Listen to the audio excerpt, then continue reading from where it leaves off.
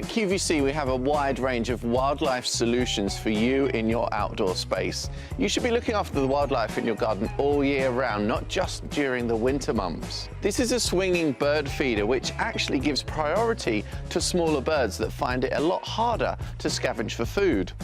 You can use this surface for your favorite bird seed, and you can also place fat balls onto that swinging surface, and you'll be providing for the birds all year round.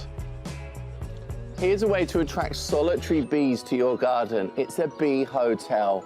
Hang it in a tree at least a meter off the ground and make sure that it's in a sunny south-facing position with a clear entry for the bees to visit their new home. This butterfly house will attract a wide range of colourful butterflies to your garden or balcony.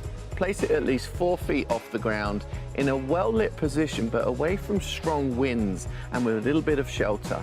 You can place twigs and branches inside to create a nice home for the butterflies. Fill the front with fresh water which the butterflies will drink from.